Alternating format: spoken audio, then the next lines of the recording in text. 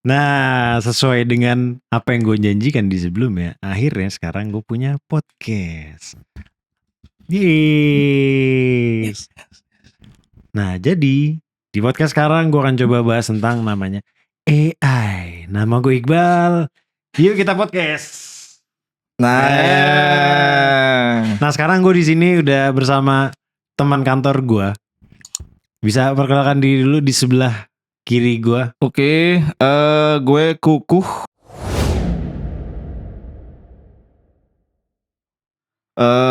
Gue kebetulan teman kantor Iqbal di Bangunindo. Gue di tim komersial. Oke, ya, itu Kuku. Lanjut. Gue Oyong.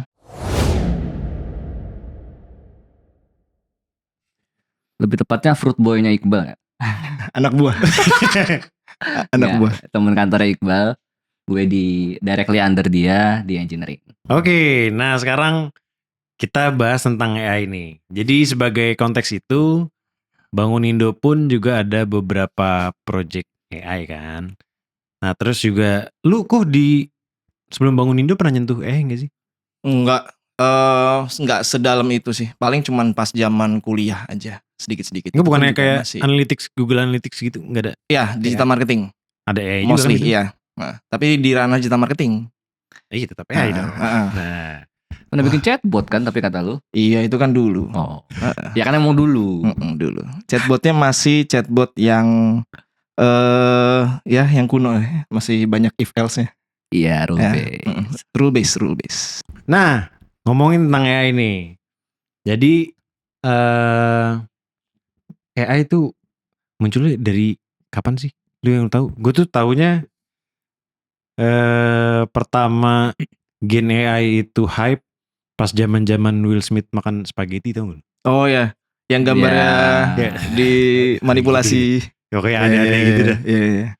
Sebelum itu ada gak sih AI? Ada banget. Machine learning gue tahu.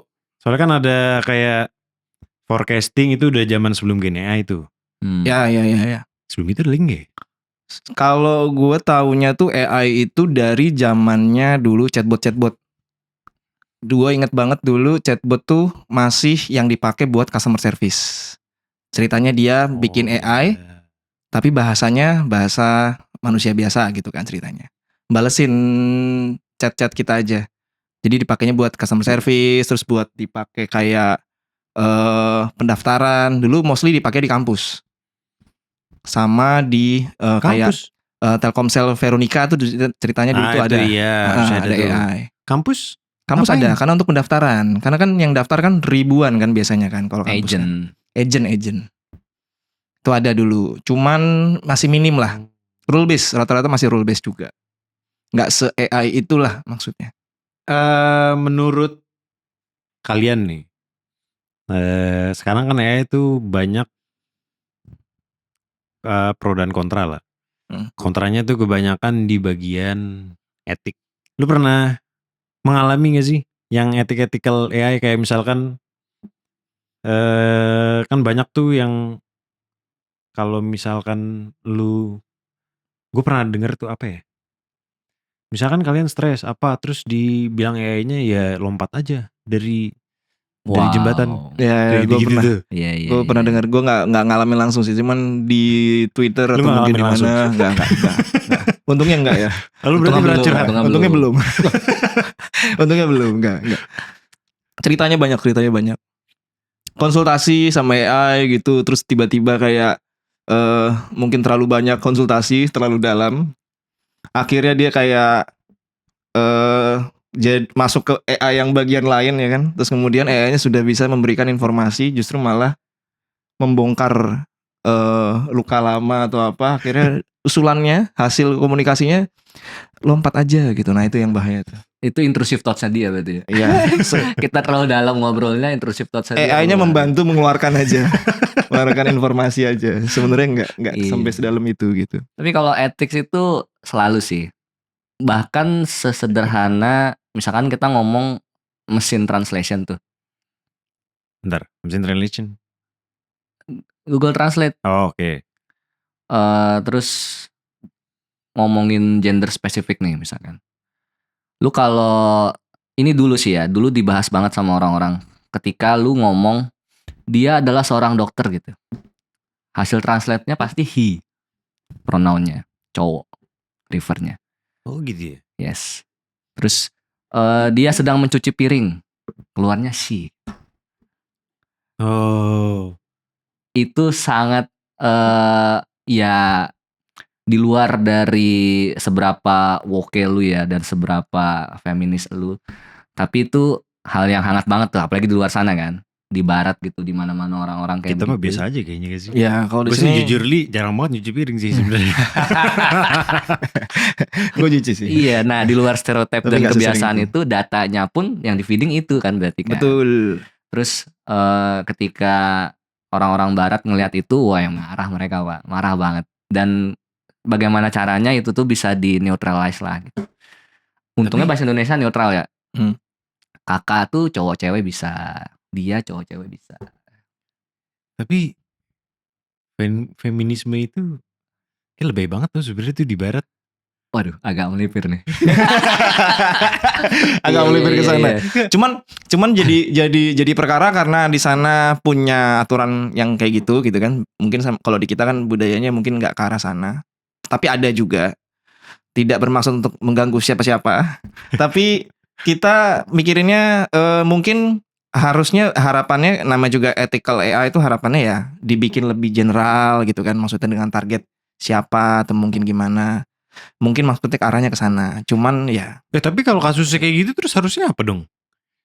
Misalnya dokter nih, dia nge-translate-nya he, terus harusnya apa? She ntar si makoisme lawannya apa sih? mungkin kepikirannya Oyong kalau he mau nyuci piring kek, mau ngapain kek, ya he juga gitu mungkin. Enggak, misalkan tadi translate kan bilang kan, dia cuci piring, she wash dishes gitu kan. Terus harusnya he gitu. Enggak juga. Enggak harusnya juga. Jadi outrage itu karena hampir semua yang mereka tes itu kayak gitu. Mereka berharapnya random 50-50 gitu. Ya. Kayak karena random orang-orang itu yang protes random banget. Iya, ya hal-hal kayak gitu buat mereka triggering, ya kan? Karena mereka se-ultra itulah ke feminismenya gitu. Kalau ya nilai-nilai yang oke ada lah ya. Cuman kalau terlalu, kalau lebay lu bilang ya selalu nggak oke lah. Salah satunya tuh machine translation tentang gender. Sama juga tentang warna kulit. Gue lupa spesifiknya, Gemini kalau nggak salah ya. Tolong koreksi ya kalau salah ya. Salah kayaknya deh. belum. Mereka nyoba nggak mau AI-nya itu whitewash banget. Segala sesuatu tuh Caucasian putih gitu. Ketika mereka minta generate gambar, generatein dong ini. Padahal tokohnya tuh udah jelas tokoh orang barat kulit putih gitu. Yang keluarnya berwarna gitu. Orang-orang kulit hitam. Malah jadi nggak ini kan? Malah jadi nggak faktual. Malah jadi aneh gitu. Itu ketika mereka mencoba ngimbangin sebenarnya, pengen janganlah terlalu ke situ, terlalu ke sana. Susah banget Pak sampai sekarang. Sampai sekarang makanya jadi tantangan dan kayaknya belum di solve totally deh.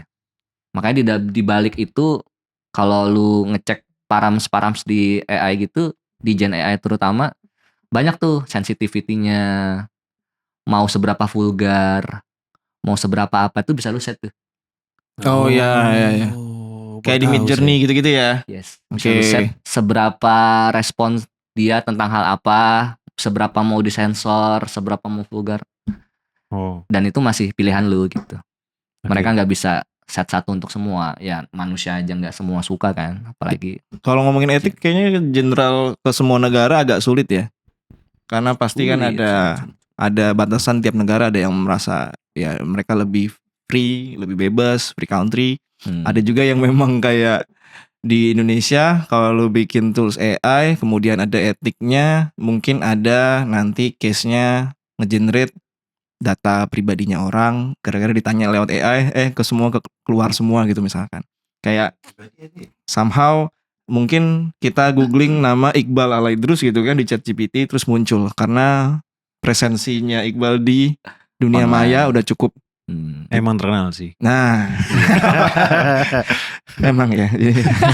Ya gitu kan. Jadi kan secara etis kan sebenarnya nggak boleh juga. Nggak boleh. Tapi kan kebetulan negara kita open source udah. Negara Komentar netizen gitu Pak kalau Iya, ada komentar rumor data leak gitu. Biasa udah negara open source itu. namanya juga open source. Ini off topic dikit. Gara-gara barat-barat ini, lu tau gak sih yang Wukong dikecam? ya. Gara-gara gak ada karakter ini, Why? karakter itu. Wah, Iya. Lu gak tahu? Iya. dikecamnya nggak tahu, nontoninnya nih ya. Ini Jadi nonton dulu nih. reviewernya tuh Hmm. pada ngasih jelek karena tidak ada apa sih istilahnya tuh. Oh. Jadi nggak mencakup semua ras gitu loh. Ya, jadi dia Isinya. protes karena jumlah cowok sama cewek itu lebih banyak karakter yang cowok misalkan. Terus rasnya kebanyakan rasnya itu memang ya yang bikin kan legendnya kan di Bukunya juga Timur dari ya? sono. Iya. Wukongnya juga dari sana gitu ya. Masa kita Gitu. mau minta Wukongnya tiba-tiba Caucasian. tiba-tiba iya tiba-tiba barat gitu kan Tiba-tiba enggak. ada kukuh di sana kan. Iya tiba-tiba Jawa Orang gitu Indo kan nggak kayak mungkin. gue kan nggak mungkin tapi itu diprotes Yong Oh alah. diprotes terus jadi kenapa sih kok nggak berusaha untuk diverse gitu kan lagi-lagi diverse itu kata-kata yang gue cari dari tadi. ya diversity-nya itu loh Iya. ceritanya Iya, aneh iya. Ya itulah ya. Ya sebenarnya mirip-mirip lah macam mau yang tadi feminisme mau itu kalau yang di Indo gitu. Indo tuh apa ya? Agama kayaknya. iya Yang Mostly lebih ada kayak lebay gitu-gitu. daripada negara lain. Kayak yang diperjuangkan Kartini kan juga sebenarnya mirip-mirip feminisme tuh. Ya kan, hak asasi perempuan kan. Tapi ketika sama tuh ya mau itu gender maupun apa, mereka minta inclusivity juga istilahnya. Diverse tuh perwakilannya. Jadi kayak nih lumayan diverse kita nih, ya kan? Hmm. Ada yang Oh, lu, iya, ada iya. yang lu, ada yang gue ya kan? Ya, lumayan ada diverse Jawa, nih. ada Cina, iya, Tapi iya, ntar iya. ada aja. Kok gak ada ceweknya? Perwakilan perempuannya mana? serba salah Ada apapun aja. salah apapun salah Makanya biasanya kalau kayak iklan skincare makeup itu, lihat kan beda-beda kan? Ada yang Chinese putih, ada yang eksotis ini gitu-gitu. ya Eh, diusahakan ke sana ya itu diusahakan dan gue yakin untuk entah itu masalah market doang ya, bisnis doang buat mereka udah consider itu kok. Cuman masa seluruh elemen yang ada di dunia ini sediverse itu mau masuk semua kan nggak bisa. nggak bisa Nggak kita nggak bisa. bisa nyenengin semua orang Jangan. Iya. Betul. jangan nyenengin semua orang karena Ada kalau kan tuh game yang sangat diverse dan tidak laku. Tahu gak lu? apa yang mana Concord gitu gak salah namanya. Pernah dengar gue ya, Ada tapi nggak itu. pernah nonton, saking nggak lakunya berarti kan. Betul. Kalau gak salah yang beli tuh cuma hitungan ratusan apa ribuan gitu. Concord. Kalau Wukong kan Oke. jutaan tuh yang beli tuh. Iya, Ini cuma ratusan. Terus baru berapa nggak nyampe setahun langsung tutup. Toko. Wow. Wah kalau Wukong mah makanya itu game sukses ya. Yang bikinnya aja ibaratnya tuh udah. Karena gue merhatiin banget kan si Wukong kan. Terus pas denger komen-komen kayak gitu tuh kayak ya udah gitu. Karena Wukongnya sekeren itu gitu. Kita Iya, tahu emang. Wukongnya sekeren itu gitu. Iya. Semaksimal itu. Dia by the way itu ada ininya agak off topic banget ini tapi biarin aja. yang bikin Wukong itu sebenarnya anak warnet cuy. Gua dong berarti. Anak warnet dia. kita. Jadi gue baca di artikel gitu. Dia dulunya anak warnet, terus kemudian dia punya ide, mungkin udah mulai capek kali ya jadi anak warnet. Terus kemudian dia punya ide untuk masuk ke ranah bikin game. Dia bikin game-game kecil gitu, game-game kayak Angry Birds dan lain-lain gitu. Gagal, bikin segala macem. Sampai suatu hari dia dapat modal waktu dia bikin teaser Wukong beberapa tahun yang lalu. Kalau lo pada tahu, Wukong dimunculin cuman berapa menit doang Berarti teasernya. ini game AAA pertama dia gitu. Yes. Jadi Oh. jadi dia bikin teaser itu terus kemudian rame di jagat game gitu istilahnya rame dan akhirnya dia dimodalin. Ada investor gede masuk, dia bikin itu. Itu dari Cina kan ya? Yes. Terus kemudian dia bikin itu, dia akhirnya full time ngerjain itu sama timnya. Timnya tuh sampai berapa puluh orang dan 10 doang. kayaknya 10 deh, ke 10. Kecil lah itu ya. Kecil Buat nggak game gede-gede segede banget, itu. tapi lama kan bikin dia kayak Iya. teasernya itu keluarnya berapa tahun yang lalu gitu gue lupa. Dan sekarang pas keluar, kalau lo lihat tuh lo zoom tuh partikelnya itu, wah Iya, pori-porinya bisa kelihatan. Lu main emang tapi? Enggak. Saya juga enggak. Tapi nontoninnya tuh gambar tuh bagus Iya, banget. Enak banget. Pengen gitu. main, tapi Success story-nya. device issue. Ya, success story-nya tuh keren banget gitu kan. Dan salah satu game tersukses dan bahkan udah pakai AI buat ininya. Mana ya? Iya. Ada AI-nya untuk karakter Gimana? ininya, untuk bosnya. Oh, actionnya dia. Actionnya ya. Jadi bosnya itu ada AI-nya. Jadi beda-beda gerakannya lu. Keren juga bridging lu. Jadi dia Masuk ya, masuk. Dibalikin lagi. jadi kesana, jadi Nice. kesana. Ya, karena dia bosnya itu ada AI-nya. Jadi nggak sekedar bos doang yang patternnya akan sama dan lain-lain gitu. Tapi kalau itu mah konsepnya kan dari dulu emang kalau ada multiplayer ataupun musuh gitu ya, jatuhnya kan ya. Ya betul. AI yang rule based tuh. Ya. Dari zaman dulu jadi lu main RPG, bosnya itu dia ada pola serangan nih, ada pola jurus gitu. Iya. Cuman adaptif dikit gitu. Namun nggak dibikin seadaptif itu sampai tiba-tiba harus try hard nih gamenya, nggak juga kan. Jadi dibikin itu AI juga tuh. Iya. Rule based yang kayak gitu considered AI juga. Bot itu berarti ya. Terus Betul, kalau betul. Dari konten wise itu juga lumayan jadi polemik tuh. Ketika etik juga. Ketika banyak tuh udah Apaan bikin. Baliknya ke ethics Oh, juga. ethics. Oke. Ketika lu generate konten, gambar, video, kan sekarang udah bisa tuh video tuh, suara dan lain-lain gitu. Buat jadi konten game lu dan lu komersialin. Nah, masih banyak yang marah kan tuh artis. Karena dan semudah itu sekarang buat generate itu, buat generate resource. Dan udah banyak yang nyoba full AI generated game. Baik itu dari storyline-nya, artnya, grafiknya, mereka nyoba tuh. Bukannya jelek ya? Kayak gue pernah lihat review Jelek, gitu. tapi udah bisa kan? Oh iya. Udah bisa. Ya kayak Will Smith tadi lah ya. Iya. Mungkin setahun lagi bagus kali ya. Yes, milestone itu yang, nah ini pastilah ketika penerimaannya tuh kan susah tuh. Ada yang cukup idealis dan nggak boleh ini matiin artis dan seterusnya, atau ya banyak nggak ethics lah. Musik dan sama gambar juga kan sekarang ya semua. ngelawan. Iya. Ngelawan musik tuh setahu gue lebih gampang justru karena musik tuh sangat berpattern. Dan ini salah satu part yang mungkin bisa dibahas masalah etik di AI. Ada satu channel YouTube yang isinya itu adalah Iqbal Aidrus. bukan. Kalau yang itu bukan AI. Ya, itu oke. AI. AI. Iya lagi dibalik. Channelnya ini ya. Channelnya ini adalah channel musik. Dia tuh bikin lagu-lagu lofi gitu. Oh ya. Pakai AI. Pakai Suno. Oh, tahu gue. Pasti bagus-bagus. Gue lupa. Dan lagunya bagus. Dan dia baru keluar kayak berapa lama. Subscribernya udah berapa puluh ribu subscriber atau berapa ratus ribu gitu sekarang. Karena lagunya dipakai buat mereka mungkin sambil kerja, sambil apa segala macem. Dan itu langsung jadi, dan langsung dibenci sama banyak orang gitu ceritanya. Karena dia langsung bisa generate revenue dari situ. Iya kan? Fully pakai AI, pakai Suno kalau nggak salah dia bilang. Terus jadi channel, dia kasih setup brandnya juga simple. Itu salah satu yang mungkin jadi. Tapi itu nggak pure AI sih sebenarnya pasti. Harusnya sih nggak salah karena kan dia ngegenerate nih orang ini. Pasti difilter dulu sama dia. Ini bagus nih, baru upload. Betul. Jadi nggak full AI juga sebenarnya. Sebenarnya nggak. Dia kerja juga. Nggak. Makanya kan. Tapi orang-orang yang menerimanya beda, anggapannya, oh, kok gampang, cuman gitu doang udah jadi gitu. Kok jadi duit gitu kan? Pikirannya kan. Semudah itu kah cari duit sekarang? Padahal kan orang nggak tahu, nggak semua orang bisa pakai Suno. Nggak semua orang punya device.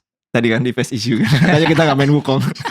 Betul. Iya kan? Bahkan mainnya pun enggak ya. Bahkan mainnya pun enggak. Dan prompting pun kan ada skillnya juga. Yes, betul. Lu mau buat musik pasti orang-orang yang bodoh kayak buatin gue musik enak dong. Ya. Enak. Keluar liriknya enak. Liriknya kata enak. Enakmu. Gue tuh kalau ngeliat kan ada yang leak tuh kalau nggak salah promnya Apple kalau nggak salah. Lu pernah denger nggak?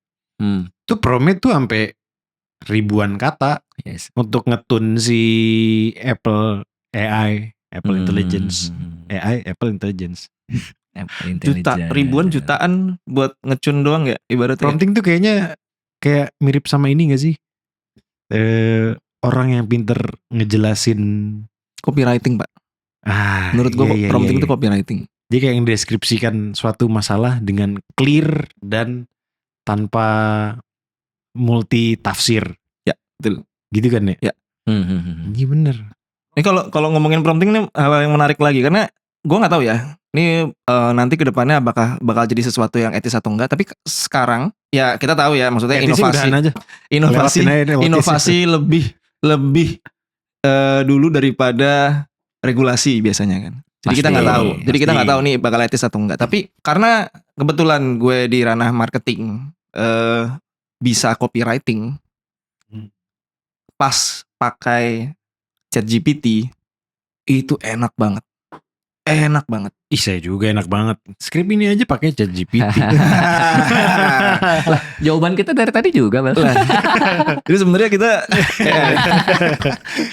nih prompting gue nih untuk I'm going to create a podcast. The Yes. speaker is from an IT company and does AI projects. Can you create bullet points for me as a host to talk about AI? Don't make it too technical, but a bit of technical is fine. Udah di sini habis itu add a bit fun sides of AI. For example, I know the early AI stage in video is so funny gitu. Prompting, coy. Prompting tuh sulit. prompting itu sulit.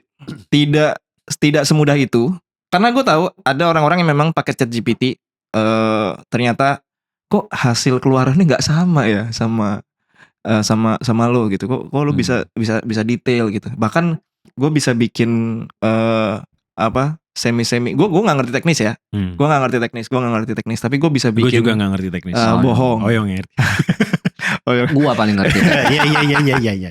Cuma maksudnya kayak gue bisa bikin tools sederhana yang memudahkan hidup gue dengan hanya ChatGPT. Oh iya. Dengan prompting dan lain-lain. Contoh. Apa lu nama agent lu? Gue punya agent namanya Semean. Semean. SMEAN. Plesetannya sampean sebenarnya. Oke. Cuman gue bikinnya jadinya subject matter expert for analytic and navigation. Anjay, Kayak nama project lain kita tuh singkat semua. Iya gitu. Cuman itu adalah sebuah GPT yang gue bangun. Dulu masih pakai GPT gue pribadi tuh yang belum gue pindahin ke GPT kantor. GPT yang gue bangun untuk riset terkait hal-hal yang hubungannya sama business solution. Pekerjaan gue yang misalkan riset, hal-hal yang teknis yang gue nggak ngerti, dia yang bantuin riset. Oh cariin ini dong apa segala macam. Intinya gue set up ke sana sehingga ketika gue riset yang tadinya mungkin butuh 2 minggu gitu kan, 10 hari kerja gitu, gue bisa jadi 5 hari kerja karena gue risetnya cuma 1 hari atau cuma 2 hari maksimal. Bentar, bedanya sama ChatGPT itu apa? Nah, kalau ChatGPT yang biasa, kita kan harus kasih konteks ke dia. Dan kita harus semakin banyak kita ngobrol sama dia, maka dia akan lu berarti ada konteks awalnya lah gitu. Yes, ada pre-konteksnya udah ada. Sehingga ketika gue ngobrol lagi, dia udah langsung kayak, oh yang ini nih. Bahkan gue udah nge-feeding data beberapa hal yang terkait poin-poin sama kerjaan dan lain-lain gitu kan. Tipis-tipis. Yang masuknya bisa kayak general, ya, yang gak berbahaya dimasukin ke situ. Tidak yang hubungannya sama hal-hal yang rahasia gitu. Cuman enough untuk bisa ngasih tahu bahwa ini kita lagi ngobrolin konteks apa sih. Jadi ketika masuk lagi, oh ya udah dia langsung tahu mau ngerjain yang mana, mau riset apa nih gitu. Semean ini versi 2 seingat gue. Yang versi 1 apa namanya? Yang mana ya? Yang bisnis apa? Yang bisnis strategik. Iya. Bijik. Agent pertama dia namanya Bijik, Pak. Dia kasih tahu gue Ini agent apa sih? Maksudnya lu GPT-nya. punya aplikasi. Jadi kalau di GPT itu kan ada marketplace. GPT ini ChatGPT kan maksudnya kan? ChatGPT ya, Oke. GPT. Ada marketplace kan. Sebutannya itu GPT itu. Oke, ada Di mana lu agent bisa tuning dia sebagai suatu persona spesifik gitu. GPT itu kan memang- knowledge-nya umum. Emang lu kalau misalkan lu subscribe ke situ ada fitur itu bisa lu pakai gitu. Iya, dan lu bisa tadi lu bilang misalkan kamu adalah agent apa, spesialis apa, expert apa. Dia akan spesifik ke situ tuh mindsetnya si GPT ini. Oh. Jadi jawaban dia nggak akan umum. Oh. Dan Ada lu bisa konteksnya. tune dan lain-lain sesuai kepinginan lu. Dan itu nggak perlu setiap kali lu open session lu harus kasih konteks enggak. Jadi dia by default udah kayak gitu tuh. Baru Dan tahu dijual-jualin saya. Pak kayak begitu. Ya, Oh. Jadi kayak ada GPT. Ada marketplace-nya juga. ada Yes. marketplace-nya. Jadi GPT bikin marketplace untuk Chat GPT, OpenAI bikin marketplace untuk GPT. Yang custom gini. Custom. Macam dokter cinta gitu ada juga GPT-nya. Spesialis ini itu. Baru tahu gua. Ada. Ya, ada GPT. Ngomong-ngomong tentang ChatGPT, langsung. Lu sehari-hari, kuku kan berarti udah clear tadi ya. Lu dari gue dulu deh. Gue tuh ChatGPT pakai sehari-hari biasanya untuk riset. Jadi paling gampang cuma better version of Google lah. Sebatas itu doang. Misalkan kayak gue pernah nanyain kayak MD5 buat hashing algorithm tuh. Katanya kan udah jelek tuh. Terus gue kan nggak tahu nih kenapa sih jelek. Gue nanya MD5 kenapa jelek ke ChatGPT. Karena kan udah di summary kan. Habis itu kayak misalkan apa lagi ya? Arsitektur, nanyain arsitektur. Kayak gue pernah panjang banget nanya tentang bedanya kernel sama aplikasi, terus interaksinya apa aja. Nah gitu-gitu gue ChatGPT tuh. Dari conversation dan lain-lain. Pokoknya pure buat riset kalau gue. Lu pakai buat apa? Research sama pasti. Better version of Google juga sama. Tapi lagi kalau mau nyari sesuatu yang up to date kayaknya belum bisa deh. Emang Tapi dia udah bisa jarang-jarang juga browsing sih. ya. Tapi kan GPT gitu dan Emang segala GPT macam bisa ya browsing? jenis agentnya Bukan udah bisa lu Gemini suruh dong? browse. Oh bisa. Oh. Tapi tetap Itu yang mana tuh yang 5O? enggak yang 4O 4 juga. Yang 4O Kok 5O? Belum ada 5O. Dikit lagi. Oh, udah duluan. Ada Udah betanya. Insider ya. Early access. Early access. Nah itu juga, tapi kan namanya GPT knowledge-nya kan cut off. Tapi kok gak salah ada di model yang bisa up to date terus. Kayak gue pernah denger di Ketika mana lu gitu ya. minta, Ketika diminta dong ya? Kayaknya ada deh. browse me nih gitu, baru dia. Makanya nanti balik lagi additionalnya tuh ada RAG tuh. Ya, betul. Retrieval Augmented Generation, ketika lu ngobrol sama GPT atau LLM dikasih konteks data terbaru yang up to date. Sebenarnya konsep simplinya RAG itu. Terus better version of Google iya, sampai yang receh-receh buat bantu gua nginget sesuatu gitu. Misal gue punya dulu nama, gue suka banget ada satu game, dia macam psychological thriller gitu, visual novel bentukannya dia. Bentar. Game psychological thriller. Thriller, visual novel. Oh kayak game-game hentai gitu ya. Itu juga. Ketahuan. Sensor. Kok gue tahu ya? Oke. Itu yang lebih mencengangkan. Gua inget banget, gue inget banget gamenya, gue lupa namanya, gue mau cerita ke temen gue. Bentar, visual novel itu berarti Harvest Moon gitu gak sih? Enggak. Enggak ya? Visual novel itu lu nggak ada kontrol novel tuh- buat gerak. Oh iya, cuma Klik, milih iya. jawaban, terus nanti kalau jawabannya ini cutscene. nanti bisa ke sono, Yes. endingnya yang gitu-gitu. Yes. Oke. Tapi seru banget. Dan ketika gue main malam gitu tuh setakut itu gue. Sebenarnya gue nggak segitu penakut orangnya. Cuman kalau psychological gitu gue suka, termasuk juga film-film. Gue Terus, inget banget gamenya. Psychological thriller tuh kayak apa sih? Nggak tahu lo ya. Thriller gue paham. Jadi Anime monster, tahu nggak? enggak lagi. Nah. Lu tahu emang gue? Enggak. Yang bikin Berarti lu Pluto. yang aneh. Gua jarang visual Wibu novel dia nih, wibu nih. Kalian juga. Enggak, gue manhwa sekarang. Oh iya. Manhwa nggak ada, bukan wibu kan manhwa. Bukan. Wibu tuh Jepang kan harusnya. Iya. Ya wota lu berarti. Beda lagi ya. Beda lagi. Nggak masalah ini ya, wota kita respect. Iya. Wota tuh JKT kan ya? Iya. Ya, oke. Idol. Bentar, psychological thriller dulu. Thriller itu kan, Psychological thriller tuh sebuah genre, Pak. bentar, thriller itu kan berarti sangat ke jumpscare enggak juga ya? Enggak. Nah, itu jumpscare beda lagi. Thriller itu menegangkan. Thrilling tuh bisa jadi dari build up. Kayak kalau yang baru tuh Ex-Huma tuh. Wah, itu katanya bagus banget ya, gue nggak Bagus nonton. banget. Sayang banget. Bagus banget. Itu Gue jumpscare. kalau udah denger kata-kata thriller tuh gue udah males sumpah. Gue tuh paling Karena lu males Nah, jumpscare kan. heeh. Dia nggak jumpscare. Tegang pun gue gak suka. Oh. Tuh. Maksud. Gue tuh selalu kalau nonton sesuatu harus yang fun, komedi, atau enggak sedih-sedih dikit deh nggak apa-apa. Itu doang. Oh. Horror, thriller, no. Action masih oke lah. Thriller. Misteri. Lu bayangin It's the ya, best. lu kerja kan kurang thrill apa coy? Hari-hari. Kurang thrill Kalau apa? pikir-pikir ya juga sih. Itu lebih menegangkan sih. Masa hiburan lu thriller lagi? Target tuh udah cukup menegangkan sih. Capek dong. Iya. Tapi emang itu sih, maksudnya ngejar apa ya? Menariknya di situ. Kalau gue sih emang ini ya, cuman kalau yang visual novel gue nggak. Cuman thriller tuh emang gue juga suka. Psychological, thriller, misteri. Gue nggak suka jump scare karena biasanya mostly sampah, maaf ya. Apalagi yang dulu-dulu lah, yang film-film horor Indo yang dulu. Yang sekarang sih Lu pernah sudah nonton jauh berarti lebih jump baik. scare? Pernah, Lompat sering. Nggak jam juga, Lompat scare dono, doang, lompat scare dono, doang. lompat dono. Scare aja. Jadi nggak jam. Psychological thriller suka gue. Macem ini deh, Parasite. Nonton gak lu? Yang Korea. Nggak ada. Aduh, Gua kalau ada judul sayang thriller nggak gue banget. tonton. Itu bagus banget, menang Oscar sana sini. I know. Itu thriller juga tuh Psychological. Nah, gue inget tuh gamenya, gue bisa banget deskripsiin. Gue lupa judul gamenya, gue mau rekomen temen gue. Ya udah, hal sederhana kayak gitu. Gue googling juga nggak nemu. GPT tuh gue. GPT nemu. Yoi. Oh. Bantu gue inget nama game ini. Genrenya gini. Gue deskripsiin 1-2 karakter yang gue inget.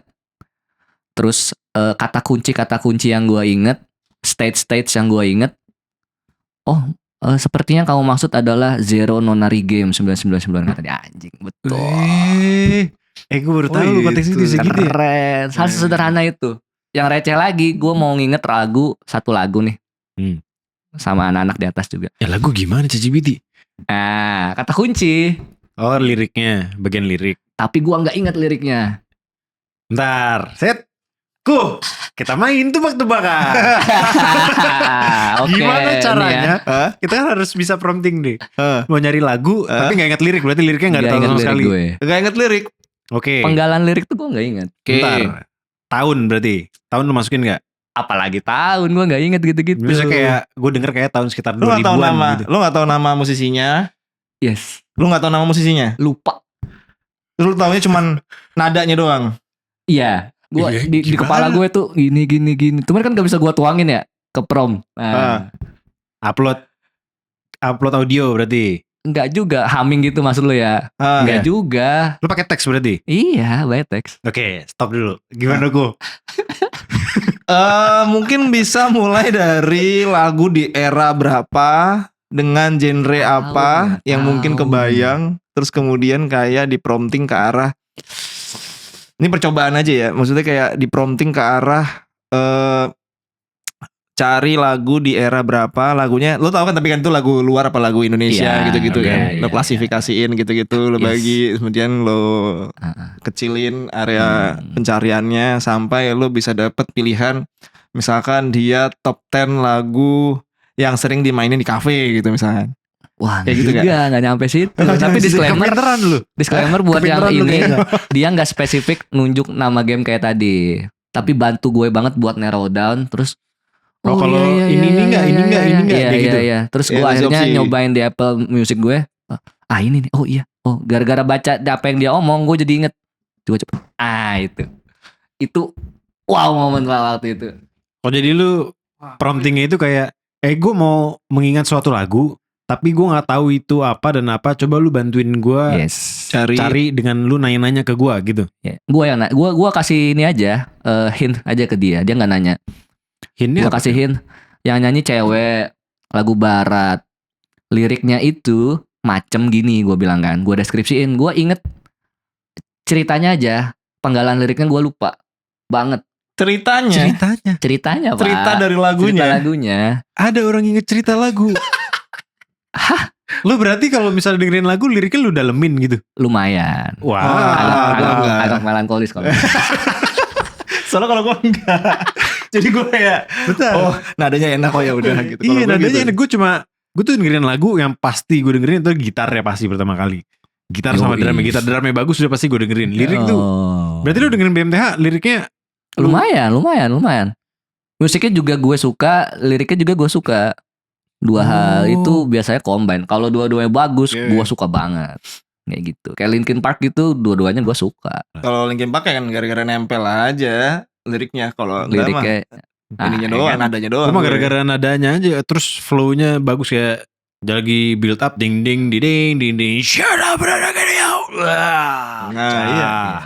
Ya itu. Tapi kalau misalkan lirik gue dalemin Iya, gitu. gue juga Kayaknya enggak deh. Kalau gue enggak. Yang gak didalemin juga ya. Kalian membuat itu terdengar seperti apa ya anjing. Enggak. Aku sih enggak. Penggalan-penggalan Iya, gitu. Oh ini liriknya tuh si bapaknya tuh kayak sumpah serapa gitu. Terus ada kayak angin, daun gitu-gitu gitu. Terus tau gak lagu apa yang gue maksud? Lo ceritain itu. Hah? Gue ceritain. Terus Oh, dia hijau jawab. daun. Terus Ada itu daun daunnya kan? doang, daunnya doang. Daun. Baratnya pun salah. Iya, green leaves lah. Iya. Terus lagu yang gue maksud tuh sebenarnya Paramore, The Only Exception. Lah, apaan sih? Lu tahu gak tapi lagunya? Tahu lah. Tahu kan? Tahu. Nah, itu kan bapaknya and curse at the wind gitu kan. Marah-marah tuh ke angin katanya. Gitu-gitu. Ya gue inget tuh itu doang, part itu doang. Gue mau cerita sama anak di atas. Tapi lo bisa bangun konteks itu buat dia ya. Iya, hal receh Mahal kayak ya? gitu tuh buat gue sangat membantu dan menyenangkan Oh. dan trivial things kan yang nggak harus riset berat juga ngobrol sama GPT mah. Sama kayak misalkan juga gue pengen makan apa ya gitu. Cuman gue Ada Iya. juga. Oh, genrenya yang di makan apa? Gue pengen makan apa? Lu mau makan apa lu tanya GPT. Gini, gue punya bahan harus dijelasin. Iya, anjing. Klarifikasi dulu, klarifikasi. Jatuhnya agak gimana gitu ya? Enggak, Brainstorming Nanya aja. jatuhnya. Nanya Gue aja. punya di kulkas A B C D. Oh, berarti nih ChatGPT dibeliin kantor dia yang paling bahagia kayaknya. Yoi. Gue punya bahan baku sisanya ini. Gue punya fasilitas ini buat masak ya. Kan gue ada kitchen set lengkap nih. Ya. Misalkan apa yang bisa gue bikin dengan ketersediaan ini yang rasanya kayak gini cocok buat malam hari. Kayak itu lagi malam tuh gue pengen makan cepet kan, quick meal. Terus oh ya udah ini aja telur dikocok sama brokoli dipotong kasih garam microwave. Wih, apa nih? Jadi aja.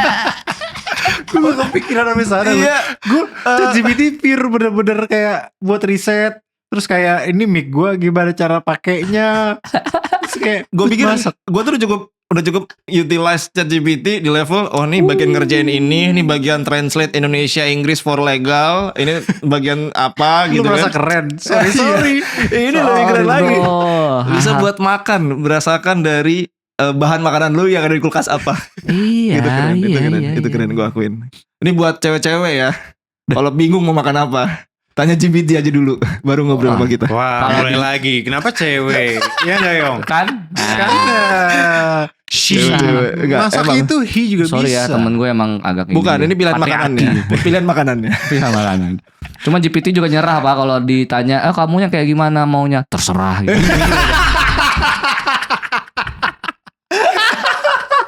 Bingung juga. Pasti kan dia Nyerah nanya juga. balik ya. Oh Nyerah kamu juga. lagi pengennya kayak gimana nih? Yang Nanti ini- aku rekomen ya.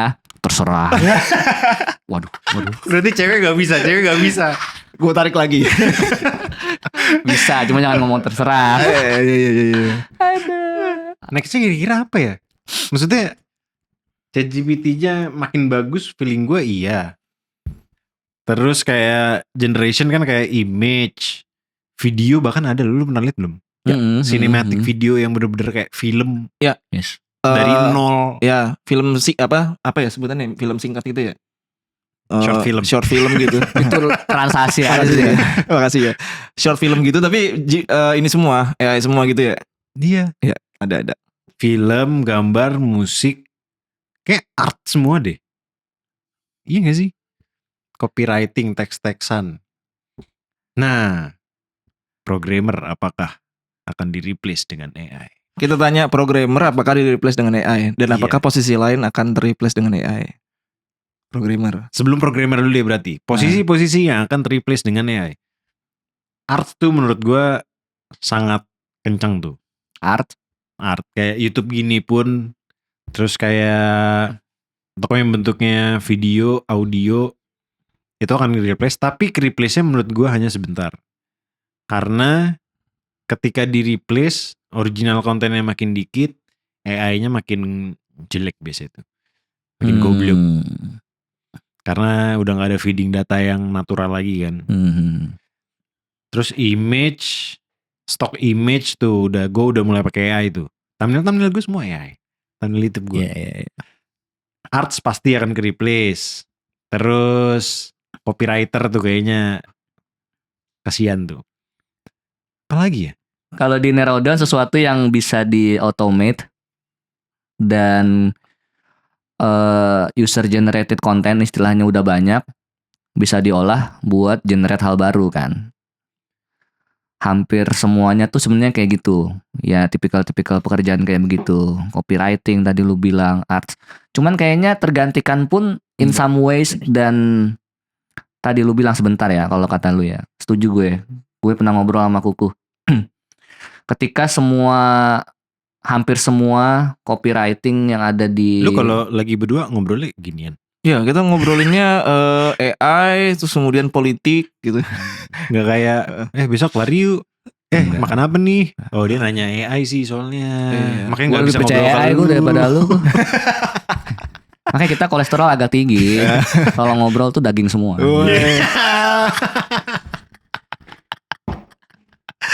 Semua masuk ya, daging semua. Iya. Nah ketika semua konten yang tadi lu bilang organiknya udah nggak ada, belajarnya juga dia kan belajar dirinya sendiri ya, ngobrol sama dirinya sendiri. Ya udah. Ada tuh gue pernah nonton videonya siapa tuh. Pokoknya ada riset gimana kalau misalkan AI di feeding hasil AI. Lama-lama tuh distort kayak image tadinya clear gitu kuku. Ntar tiba-tiba mata lu mengecil, tiba-tiba jadi nggak jelas gitu. Iya. Setuju. Nah, lihat tuh gue. Ya. Kalau misalkan seandainya konteksnya programmer, gimana tuh menurut sama Mas Iqbal sih dan Mas menurut Amin? gue harusnya dipakai buat temen brainstorming aja, jadi tools kan udah banyak nih sekarang nih. Gue nggak tahu persis kualitas Copilot ya, tapi temen-temen gue ngomongnya lumayan membantu. Tapi sampai apakah itu di level profesional, production ready, mungkin kurang lebih GPT aja kita nanyanya. Tapi kayak lu nanya sesuatu sama GPT, minta template atau skeleton jadi baseline yang cepet gitu. Lu nggak perlu dari awal banget. Jadi misalkan lu pengen bikin script buat query dari Python sesingkat itu ke database apa, at least dia udah bikinin mockup based on dokumentasi. Lu tinggal ubah-ubah beberapa hal gitu daripada lu ngetik semua. Wah, gue sih itu ya, productivity lagi. Itu balik lagi sama kayak yang non programmer sih. Yang non programmer juga kayak gitu sih. Jadi harusnya kan udah ada set of rules yang udah dibangun gitu ya. Misalkan dengan target company-nya, dengan target marketnya apa segala macem. Kalau ngomongin di ranah gue yang marketing, komersial gitu, AI itu justru malah bantu beresin yang daily base gitu kan, yang berulang, cut aja lah. Betul. Ide-idenya baru pakai kita. Better ke sana sih sebenarnya, dan itu harusnya dipakai sama semua orang sih, harus dicobain sih. Bahkan yang level terendahnya aja oke. Gue mau nge-quotes dari 2 orang nih. Pertama itu Linus Torvalds sama si Primejen. Lu tahu Primejen gak? Primejennya nggak tahu gue.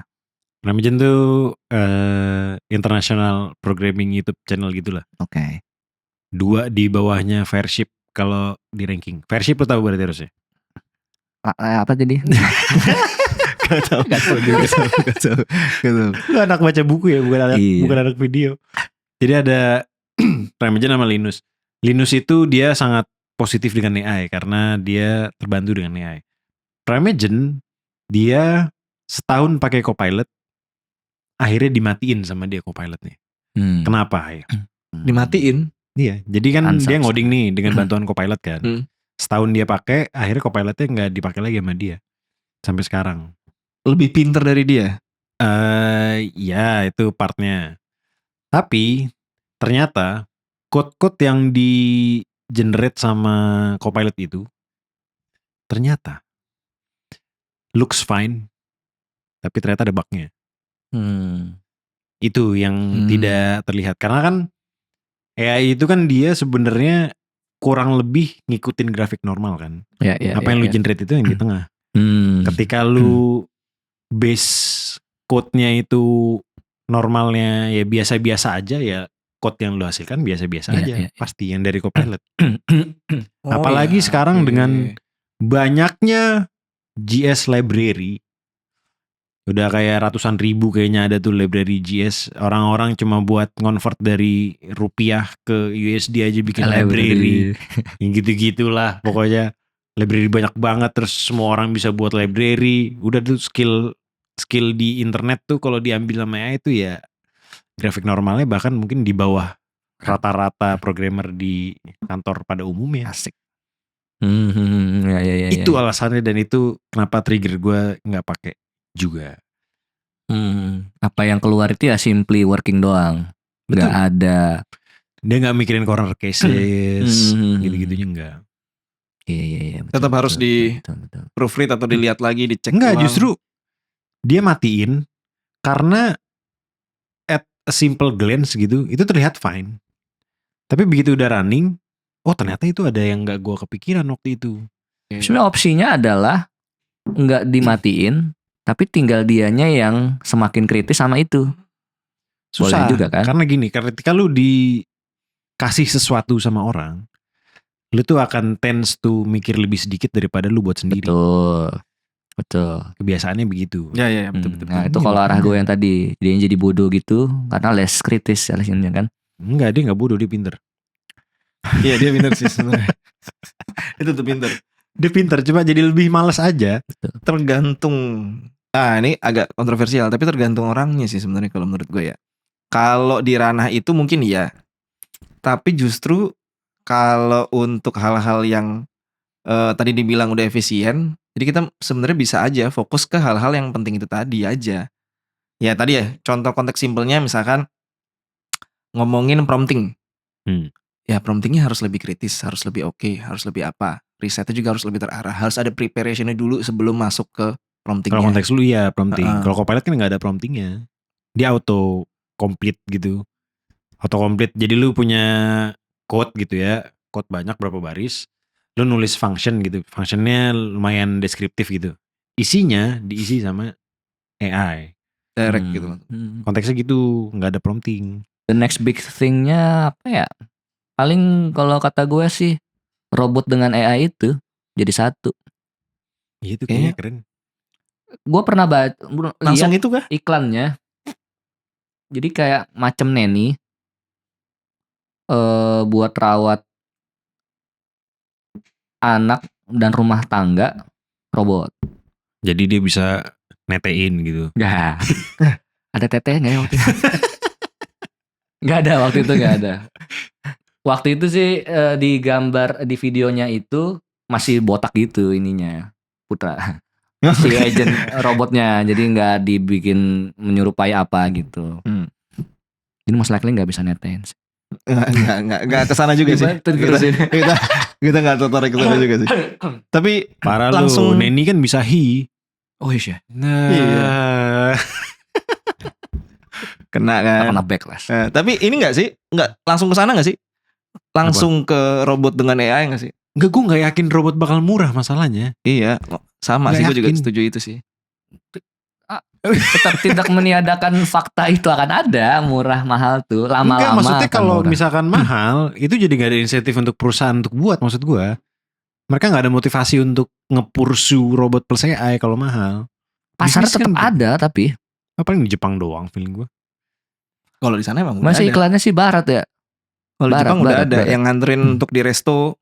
Ya, tapi itu Udah kayaknya gak AI banget itu mah. Ya, Kayaknya sih, gak tahu juga. Karena macam ini kan berapa kangen ini banyak tuh kasus kan neni yang menyakiti anaknya malahan di CCTV tuh leak banyak tuh bocor kan. Ya, Ya ada nggak? juga yang di tempat penitipan anak ownernya malah di Indonesia kan tuh malah. Yes. Sampai Nah yang udah kayak di gitu penjara. salah satu solusinya adalah pakai agent yang udah diatur gitu kan. Nah, sekarang pertanyaan selanjutnya, AI mana yang akan stay seterusnya?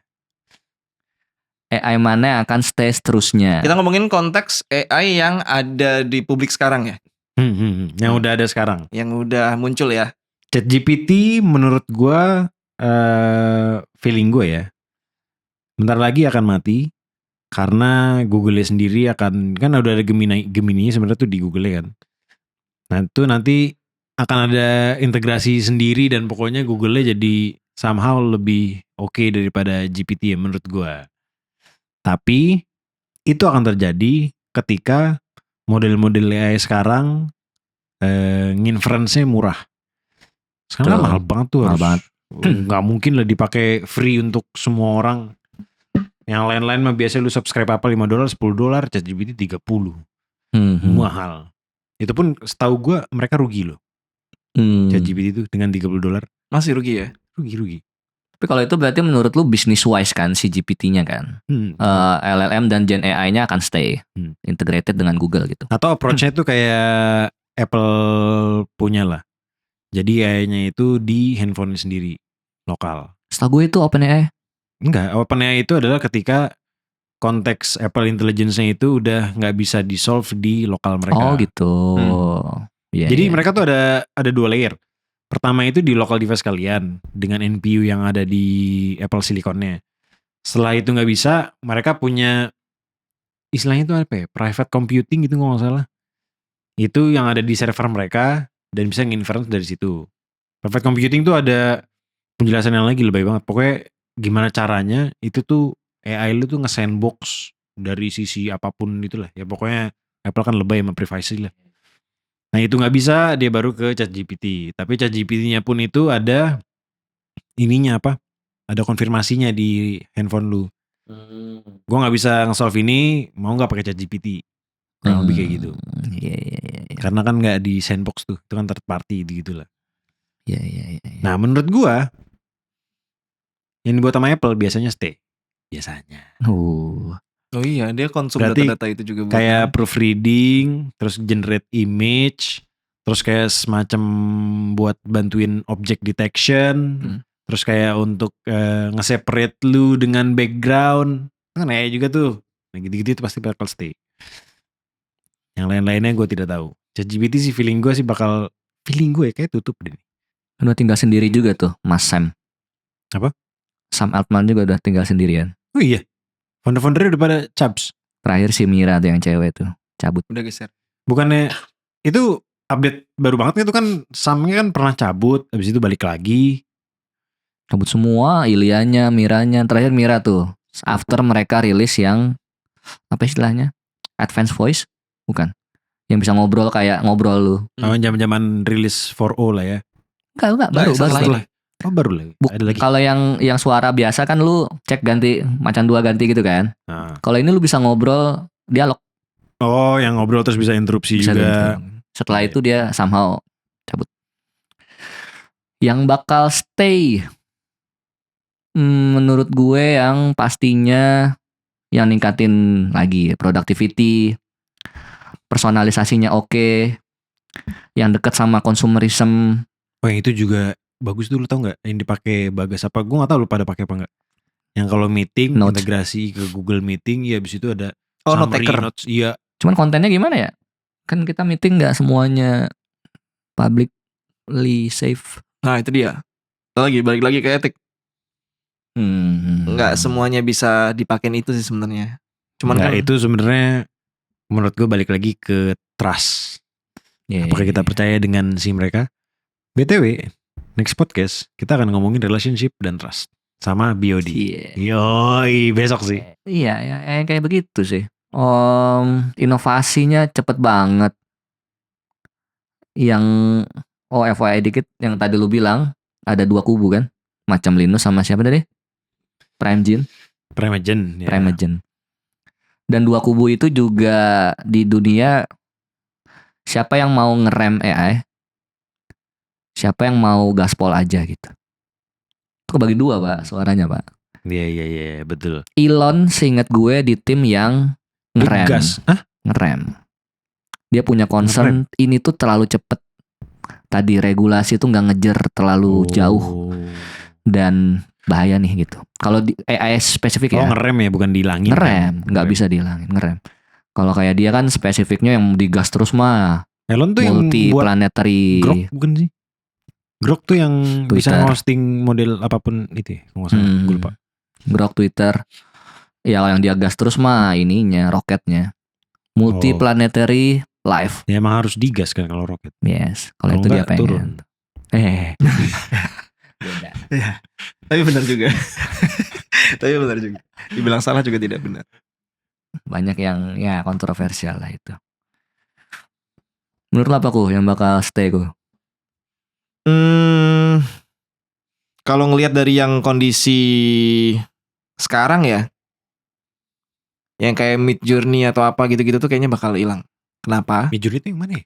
Yang Video bisa ya? bikin video, Video. gambar, terus mungkin bisa bikin apa, musik dan lain-lain. Sekarang lagi hype aja, jadi orang-orang tuh pada seneng pakainya, nyoba, atau Iya, itu mungkin bisa mah jadi duit apa segala macam. Startup bubble aja ini pasti. Ya, feeling gue. kayak gitu. Banyak semua ya, bret, duit investor habis, hilang Ya. semua. Jadi menurut gue yang bakal stay itu adalah yang tadi gue setuju sama lu, Bal, yang ada di produk, misalkan kayak di Apple Intelligence. AI-nya misalkan dipakai di Notion misalkan, Notion AI. Itu salah satu AI yang paling keren juga. Karena lu udah bikin segala jenis Notion, terus kemudian dia bisa ngebaca ke sana, bantuin lo untuk ningkatin productivity lo. Notion segala tuh macam. sejenis note taking kan nih? Iya, dia sejenis Jira, tapi bisa kayak Lego yang lo bisa pasang sesuka hati, bener-bener lo sesuaikan. AI yang nyambung ke tools lah ibaratnya. Jadi kalau misalkan seandainya, kebetulan kan sekarang kan di Indonesia lagi rame juga nih AI ini. Tapi AI-nya itu harus nyambung ke tools. Nah itu yang menurut gue bisa jadi panjang umurnya.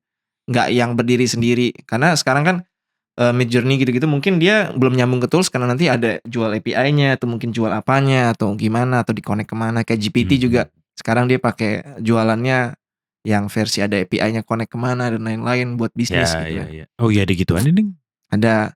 Jadi kalau misalkan seandainya nggak kesana dan itunya nggak sukses, ya menurut gue sih bakal.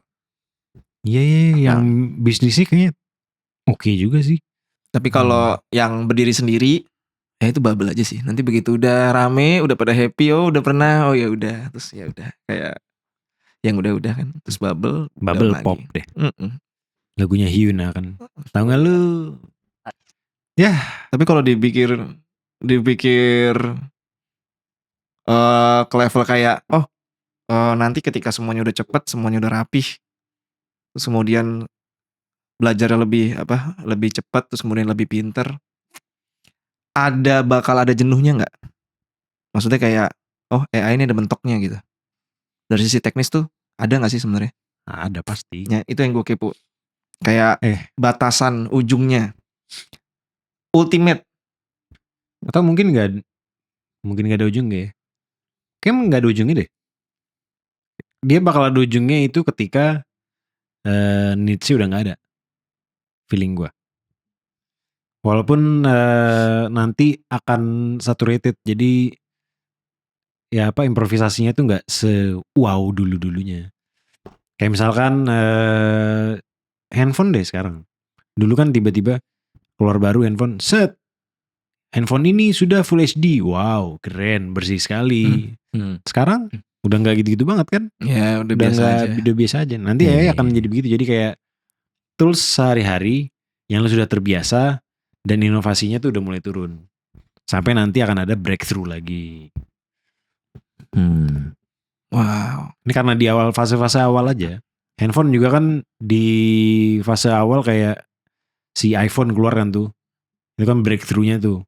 Form faktornya beda, pakai kapasitif. Habis itu mulai inovasi, terus mulai datar lagi. Sampai nanti ada breakthrough lagi. Mungkin somehow di quantum computing kah, di mana kah? Oh iya. Quantum computing dan lain-lain masih belum tuh ya? Belum. Limitless tapi slow down paling ya. Inovasinya juga nggak sewah itu yang Iqbal bilang. Karena udah teradopsi ke kehidupan sehari-hari. Nah kalau di Indonesia gimana tuh?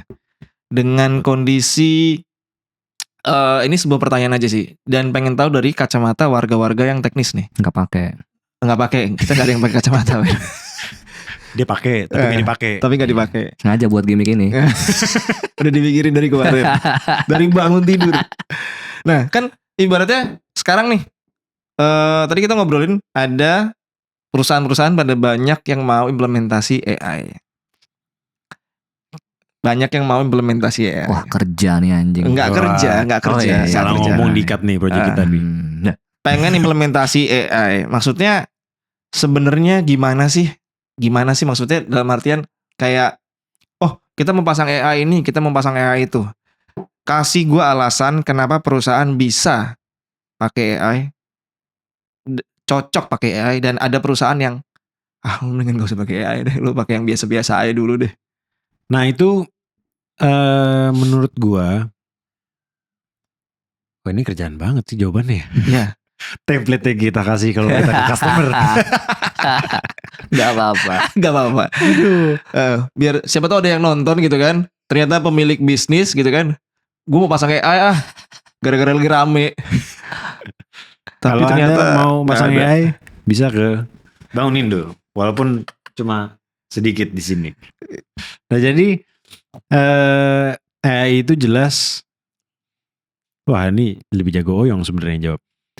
Yang jelas kan AI itu biasanya dia konteksnya itu, kalau misalkan konteksnya nggak perlu data yang gimana-gimana, misalkan kayak pengganti customer service dan lain-lain gitu kan, itu kan masih ya nggak butuh data sebanyak itu, yang disiapkan sebanyak itulah. Kedua misalkan lu mau consider konteksnya pakai data yang ada di perusahaan lu gitu. Misalkan lu punya data penjualan, data apa, itu semuanya harus disiapin dulu tuh sebersih mungkin. Jadi kalau misalkan prompting terus data lu tidak bersih, ya keluarnya juga tidak akan bersih. Ya garbage in, garbage out. Wah ini template banget omongannya. Oke. Udah capek. Jualan. Udah capek. Jualan. Diselipin. Emang Apalagi gini, Oyong emang. kalau yang ngomong nanti lebih capek lagi dia pasti. Nah jadi menurut gua ketika lu tergantung use case-nya, lu mau pakai apa dulu. Itu yang pertama penting, use case. Jangan lu cuma kayak gue mau AI, untuk apa AI-nya? Tidak tahu, jangan. Lu pahamin dulu lu AI-nya mau pakai buat di mana nih. Ketika lu udah tahu use case-nya, habis itu misalkan di use case itu ternyata tidak butuh data, ya udah monggo implementasi untuk customer service atau apa. Tapi ketika lu butuh data, datanya benerin dulu. Dibersihin dulu, disiapin dulu, aksesnya enak, terus itu baru pakai AI dah tuh, boleh dah tuh. Itu menurut gue tuh. Tapi kalau misalkan lu budget lu berlebih, ya lu pakai aja langsung, terus biar vendor yang mikirin ya udah. Nah, biar vendor yang mikirin ya. Masuk. Kalau Mas Oyong ada ini nggak? Ada concern nggak? Ini kan warga banyak yang mau pasang AI nih ceritanya nih. Ini kayaknya tuh jadwal ininya kuku deh. Apa? Gimana caranya podcast ini gue bisa masukin marketing Bangun Indo? Kita dipancing Yong. Hidden agenda. Iya. Enggak. Dipancing. Enggak dikit. Ntar ini kita dipotong. Kita mau Part dia dipotong doang. jadi bagian sales dia nanti. Sedikit aja. Effortless Enggak. dapat bahan ya. Kalau yang Iqbal bilang tadi semuanya gua setuju, terutama di part AI is only as good as your data gitu. Data lu jelek ya udah yang keluar jelek, bahkan misleading. Investasi lu, tanggung jawab lu ke bos lu tuh bakal susah banget gitu. Ngapain lu bayar mahal-mahal? Terutama yang tradisional AI ya. Sebutannya sekarang udah tradisional tuh. Gara-gara ada Gen AI yang zaman dulu, gila zaman dulu ya. Pada baru-baru aja juga tuh. Wah, kecepatan 10 bener kata Elon. 10 tahunan inilah baru tuh. Machine learning dan lain-lain tuh dianggap tradisional udah tuh, konvensional. Terutama yang kayak begitu lu butuh data lu sendiri kan. Kalau kayak lu mau implement Gen AI itu quick ways gitu, the quickest way.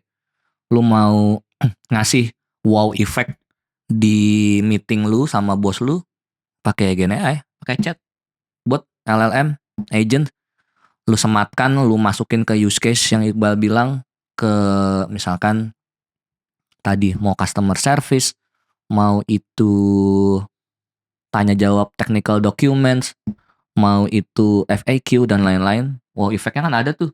Tuh the quickest way. Terhitung murah juga sebenarnya.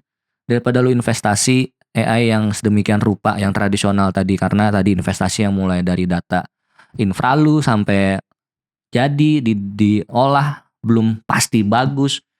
FYI develop model nggak semudah itu. Mudah ngodingnya ya, tapi ya ngodingnya mudah. Lu lihat di dokumentasi di mana banyak. Apakah ini curhat? Saya melihat ada perasaan terdalam di Dikit dalam. ya guys ya. Apakah banyak klien yang bilang gitu? Oh gampang ini mah. Iya. Itu kompleks ya mas, kayaknya enggak deh. Soalnya gue sering denger kan kayak ada yang bilang bahwa saya mau bikin AI tapi maunya yang kayak gini, maunya yang kayak gitu, maunya yang kayak apa gitu kan. Sedangkan mereka kan lihat ada di luar sana kan berbagai jenis AI-nya kan udah mantep ya. Nah, kan kita tanpa bermaksud mengurangi rasa hormat gitu kan ngobrolnya kan. Jadi kan pengen tahu gitu maksudnya dari kacamata para teknis nih sebenarnya pertanyaan $1 juta itu susah atau enggak? Makanya tadi kan dijawab ya. Sebenarnya ada banyak hal. Tadi kan katanya ada yang traditional AI sama yang Gen AI gitu kan. Sesusah apa sih sebenarnya sampai ada orang kok pengen dengan mudah mengimplementasikan AI dan apakah memang semua orang membutuhkan AI? Butuh atau harus tuh enggak sebenarnya. Balik lagi tadi, teknologi mah kalau use case-nya enggak ada, percuma lu. Lu udah punya model ini itu terus ditaruh di use case mana nih, Pak? Bingung. Enggak ada manfaatnya. Mahal, enggak ada 2 yang sekarang jadi 3 tuh. Kalau teknologi 2, 2 deh, cuma bisa satu. Teknologi kan biasanya tuh satu buat cost efficiency, boost revenue tuh.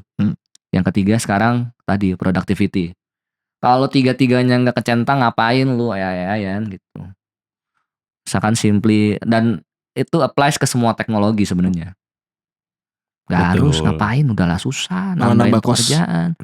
Betul. Cuman buat ngomong perusahaan kita udah adaptasi AI. Itu doang. Semahal itu. Betul. Tapi itu pun itu boost revenue tau. Branding. Boost revenue, iya. Iya, statement. Boost revenue loh. Lu Dari- abis itu biasanya kita pakai AI, saham lu naik. Iya. Bisa benar, lagi. benar. Aduh, Ya itu ya tapi nggak apa-apa lah. Kalau misalnya mau begitu, mungkin bisa kita bantu pikirin. Iya, biar kita aja yang mikirin itu ya, susah soalnya. Biar kita aja yang mikirin. opsinya ya lu bisa bangun sendiri atau bangun Indo. Anjir. Nah udah dengan itu kita tutup podcast ini semuanya. Makasih udah datang Ironoyon dan Kuku. Habis ini gue akan coba ngobrolin tentang yang tidak terlalu teknikal tentang relationship sama BOD. Tunggu video gue selanjutnya. See you at the next podcast.